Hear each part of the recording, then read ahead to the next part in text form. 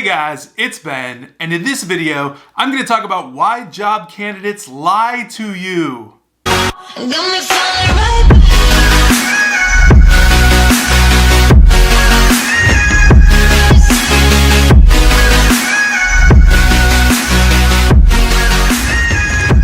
What's going on, everyone? Thank you so much for checking out another one of my YouTube videos. My name is Ben. On this channel, I talk a lot about recruiting, entrepreneurship, business, and a whole lot more. If you're into that kind of stuff, especially starting your own recruiting agency, you should probably hit that red subscribe button down below, and you'll get more and more of this type of content from me. So I know it might sound totally odd or counterintuitive, but candidates do not always tell the truth to employers and recruiters, and that is called lying.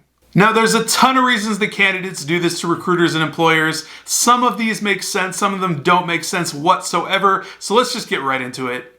All right, so to give you my first example, sometimes candidates want to inflate their experience and or their knowledge base, and therefore they lie. So basically, if a candidate is going for a role that requires a little bit more experience than some of their previous roles, then they might just go ahead and tell you they have that experience when they totally do not. For instance, let's say you're recruiting a candidate for an IT position that requires the use of AngularJS as a coding language, and they've never used AngularJS, but they tell you they do just because they want to keep going in the process, when in reality they're just Amazon priming AngularJS for dummies at the very moment they're on the phone with you. The same type of candidate might also tell you that they've had experience with leadership and leading teams, when in fact they've only been an individual contributor and have had zero leadership experience whatsoever. Candidates do these things when they feel the need to pump themselves up so that they can be considered for roles that they might not be qualified for, but they really want.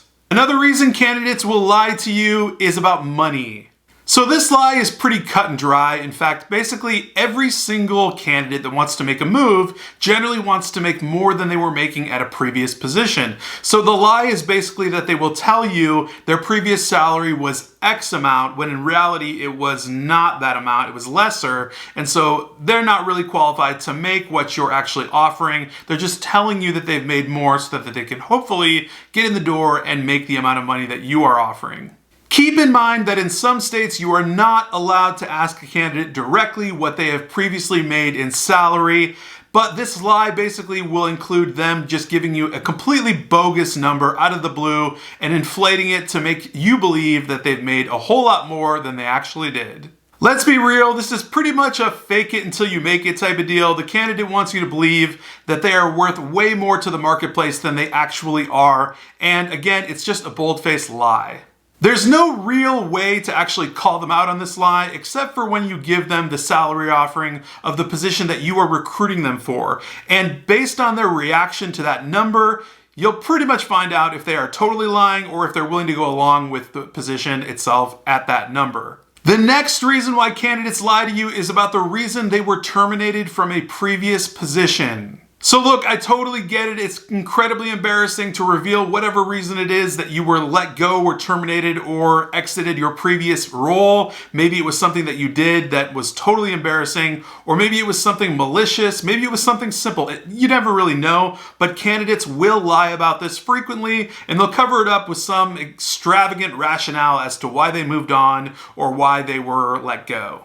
Again, keep in mind, as a recruiter, there are laws against you asking specific questions as to why they were terminated from a previous role. So to put it in perspective, we're never really going to actually know if this person is lying to us or not as a recruiter, but there are some things you can do to definitely find out whether this is real or not, and one of those is reference checks. But yet again, keep in mind, the law forbids that the reference check itself or the former employer give any detailed or depth answers as far as why the person was terminated. They can only say that they were let go due to performance reasons, or they were let go due to downsizing or something of that nature. They cannot tell you anything in specific as to why they were fired. They might just tell you something like they were not rehirable. Also, keep in mind that your candidate could be a complete pathological liar and give you references to friends, family, or just people that will totally lie on their behalf and act as if they were the manager at that employer.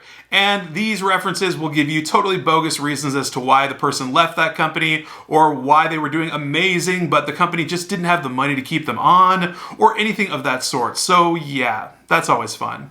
One of the weirdest reasons a candidate will lie to you is about them actually wanting the job you're offering in the first place. So I know this sounds super odd, and maybe this is some of you even watching, but some people, when they apply for jobs, literally apply to 50 jobs at a time in a row, like in one day. This is what you call desperation. Now, when a candidate does this, they are essentially hedging their bets. They're basically making certain they're going to get callbacks and or interviews somewhere. When you come into the equation as a recruiter offering them a role, they are obviously going to want to take your call and show interest in the position that you're talking to them about. The problem here lies in the fact that they are showing interest in all 50 of the jobs that they've applied for. This becomes very problematic for you because essentially this person has applied for 50 jobs and they're showing interest with you, but you have no clue that they've applied for 50 jobs. Therefore, you don't know that you're the 50th person they're speaking with, showing tons of interest in the position.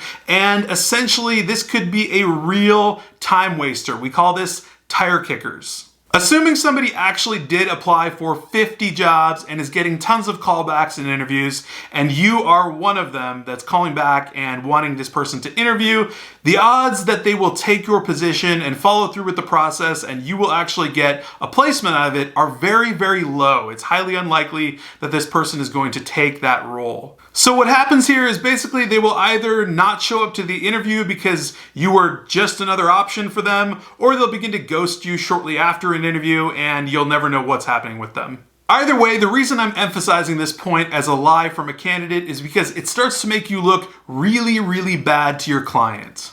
Now, these are just a few core reasons that candidates lie to recruiters and employers. However, there is a way to fight back.